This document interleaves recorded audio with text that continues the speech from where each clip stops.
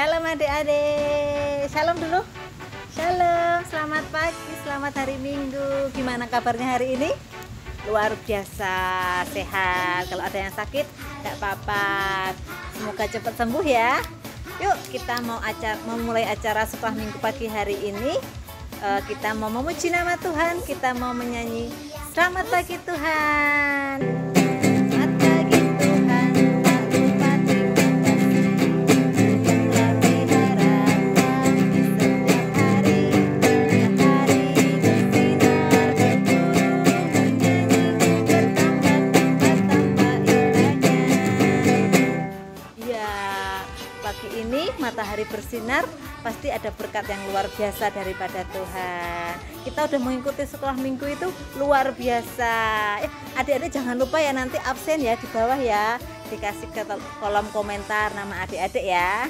Oke, sebelum kita memulai lagi, kita mau berdoa dulu yuk. Yuk, jika berdoa Mbak Rano, jika berdoa gimana?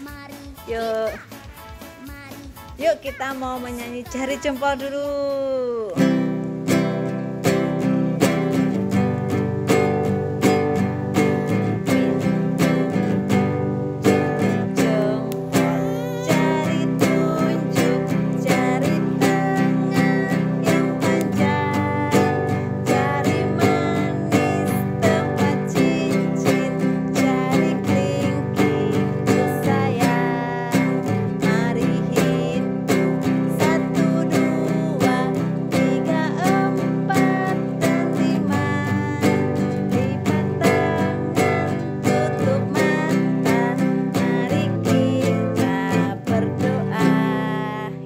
Berdoa dulu ya.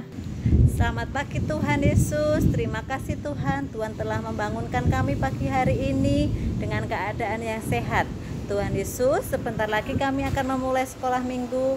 Kiranya Tuhan memberkati kami, berikan kami hati untuk mendengar Bapa. Terima kasih, hanya dalam nama Tuhan Yesus kami telah berdoa dan mengucap syukur.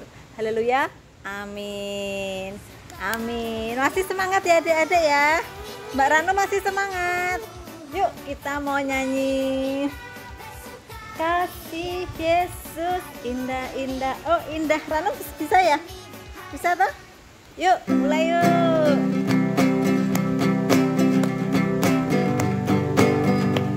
Ya Rano yuk silakan gimana?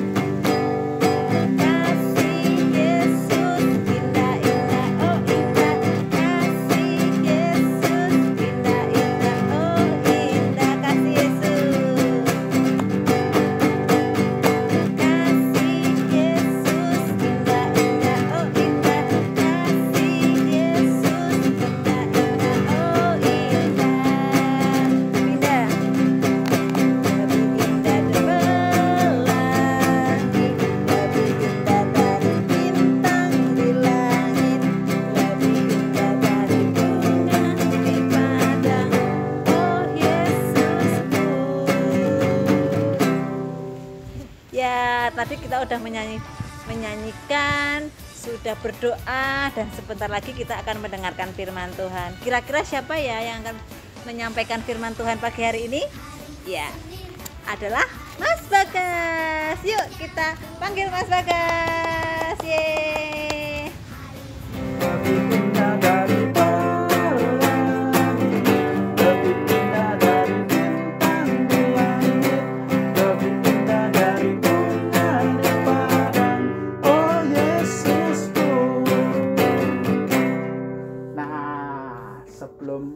Kita melanjutkan sekolah minggu kita ini, Mas Bagas mau bertanya. Teman-teman, apakah pernah melakukan kesalahan? Siapa yang pernah melakukan kesalahan? Ayo. Dan Mas Bagas juga mau bertanya lagi nih. Bagi teman-teman yang sudah melakukan kesalahan, apakah berani untuk mengakuinya? Atau malah sembunyi-sembunyi? Terus menghilang tanpa kabar? Nah, seperti firman yang sudah lagi kita akan lihat dan dengarkan ini, bercerita tentang siapa yo yang mempunyai salah tapi dia mau mengakuinya. Dia punya seorang kakak dan seorang ayah yang sangat kaya. Penasaran kan? Yuk kita langsung aja melihat firman yang berikut ini.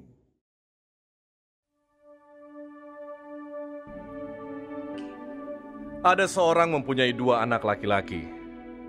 Kata yang bungsu kepada ayahnya, "Bapa, berikanlah kepadaku bagian harta milik kita yang menjadi hakku."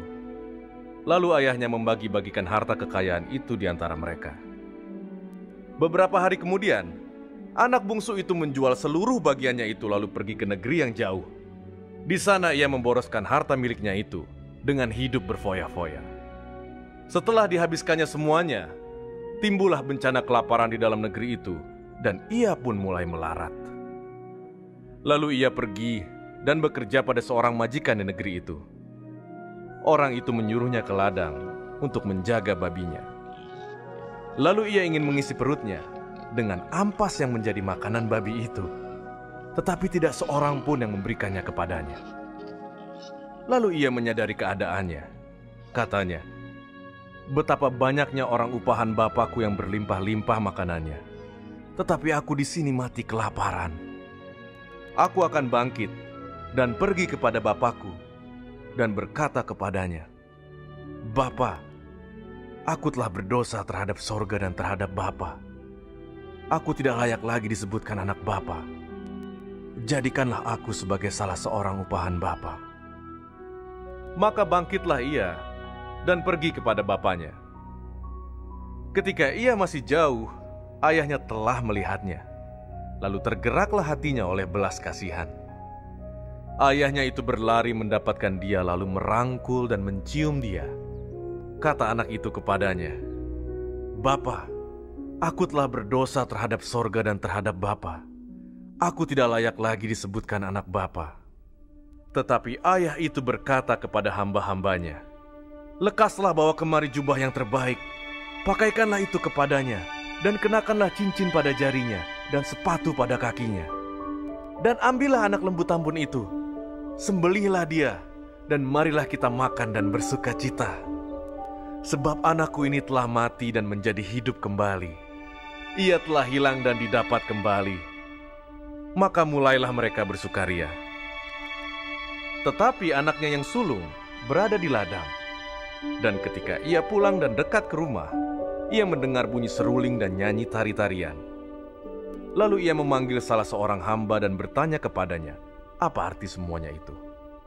Jawab hamba itu, 'Adikmu telah kembali, dan ayahmu telah menyembelih anak lembu tambun, karena ia mendapatnya kembali dengan sehat.' Maka marahlah anak sulung itu, dan ia tidak mau masuk. Lalu ayahnya keluar dan berbicara dengan dia.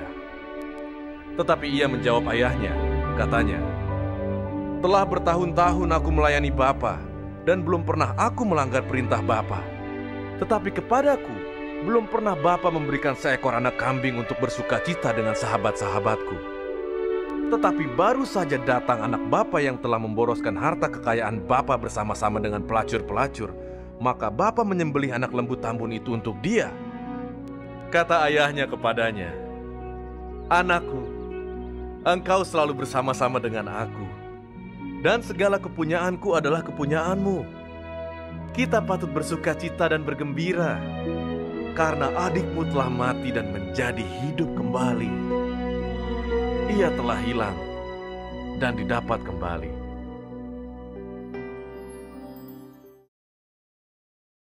Nah, setelah teman-teman melihat cuplikan video tadi, bagaimana teman-teman menyikapi hal ini? Andaikan teman-teman menjadi si bungsu, apakah teman-teman selama melakukan kesalahan akan melakukannya seperti si bungsu, atau malah kita menghilang tanpa kabar? Tapi keren ya si bungsu ini, setelah dia meminta berkat, meminta harta, separuh dari harta dari ayahnya, dia langsung pergi dan dia mau berfoya-foya menghamburkan harta yang ayahnya berikan. Namun tak nyangka tadi dalam film tadi, kenapa terkena musibah kelaparan di negara atau di tempat yang dia singgahi, dan akhirnya dia sampai makan pakan ternak ya tadi ya. Tapi dia berani mengakui kesalahannya dia, sehingga dia mau pulang ketemu ayahnya dan minta maaf. Namun siapa sangka kakaknya ini, si kakak ini ternyata tidak terima ketika si adiknya ini, si bungsu ini, dia mau pulang Bahkan ayahnya pun menyembelihkan hewan ternaknya untuk menyambut kedatangan si bungsu ini. Nah, apa yang kita dapat dari cerita ini tadi? Yang pertama, ketika kita melakukan kesalahan, kita harus berani mengakuinya. Ya, kalau teman-teman melakukan kesalahan, jangan pernah berbohong. Kita harus mengakuinya. Entah pada siapapun, kita harus mengakuinya. Terus yang kedua, kita bisa ambil kesimpulannya dari ayahnya. Walaupun si bungsu ini sudah menghambur-hamburkan hartanya, namun kenyataannya ayahnya ini mau mengampuni karena dia seorang anak yang baik. Sebenarnya dia anak yang baik, maka ayahnya berani mengampuni. Buat teman-teman, apakah berani mengampuni teman-teman yang salah atau orang-orang di sekitar yang salah? Harusnya pasti ya, kita harus mengampuninya ya. Jangan membalas kejahatan dengan kejahatan. Ingat firman Tuhan ya. Jangan pernah membalas kejahatan dengan kejahatan. Nah, dari dua hal ini, alangkah baiknya teman-teman juga bisa melakukan dalam kehidupan sehari-hari. Semoga teman-teman bisa menjadi teladan buat teman-teman yang lain, atau dalam keluarga bisa menjadi kakak yang baik, bisa menjadi adik yang baik, dan pastinya kita bisa berbakti pada orang tua. Selanjutnya kita akan menutup firman ini dengan berdoa ya, Mas Bagas hantarkan. Mari kita berdoa. Ucap syukur Tuhan, terima kasih Engkau telah memberikan firman yang baik pada kami ya Tuhan, tentang cerita si bungsu, sehingga ini menjadi pelajaran bagi kami. Semoga kami bisa menjadi anak yang luar biasa, yang takut akan Engkau dan berani mengakui kesalahan jika kita melakukan kesalahan ya Tuhan. Dan biarkanlah kami ya Tuhan bisa menjadi seorang panutan ya Tuhan, seperti ayahnya tadi, bisa mengampuni ketika ada orang yang bersalah pada kami ya Tuhan.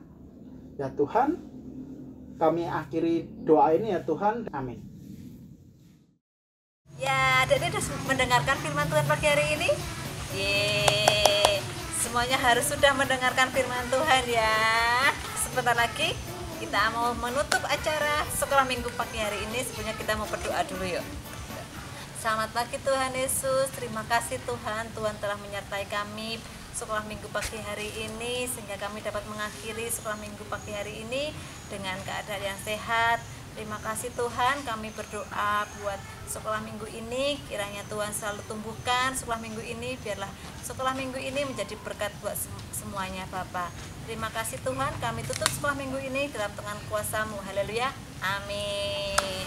Yuk, sebelum kita mengakhiri, kita nyanyi satu pujian lagi. Ku kasihi kau dengan kasih Tuhan. Yuk.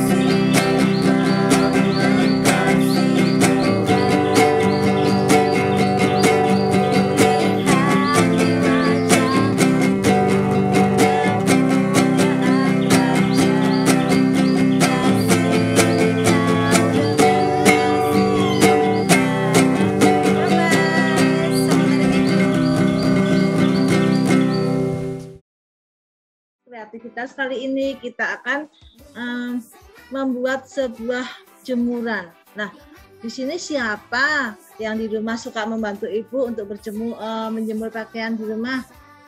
Iya, pinter semua anak-anak sekolah minggu pernah ya membantu ibu untuk menjemur pakaian di rumah. Nah, kali ini kita akan membuat jemuran, tapi jemuran kebaikan. Nah, sebelumnya kita akan menyiapkan dulu alat-alat yang kita butuhkan. Kita akan menyiapkan kertas origami,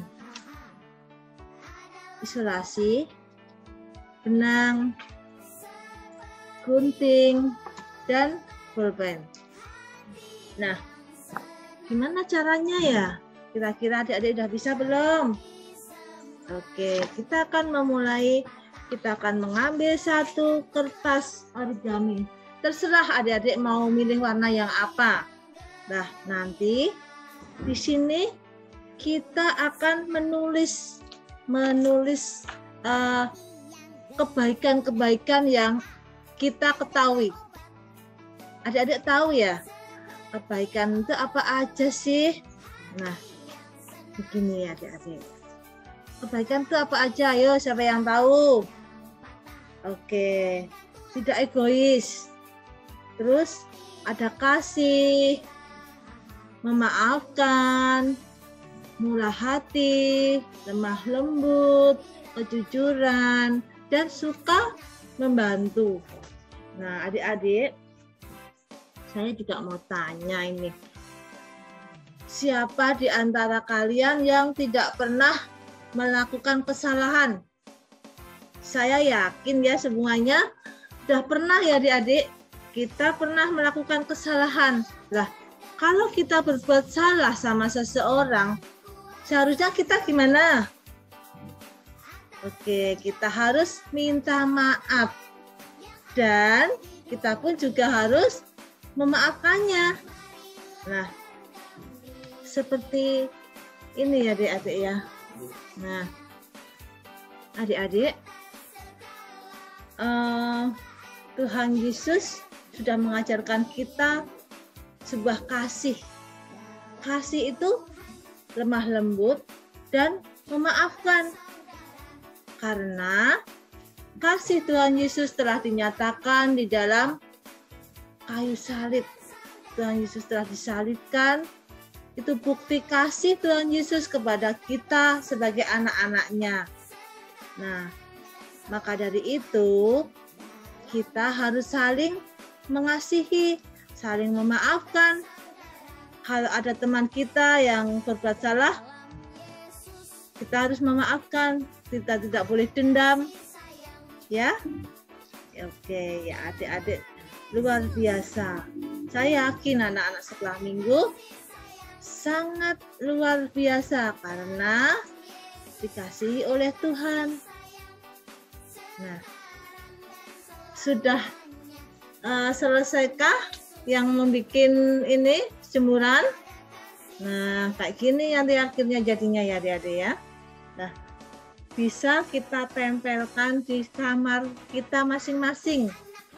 Terserah adik-adik mau ditempel di mana, atau mau ditempel di ruang tamu, atau di mana saja boleh, silahkan. Nah, adik-adik, demikian kreativitas kita kali ini. Terima kasih. Tuhan Yesus memberkati kita semua. Amin.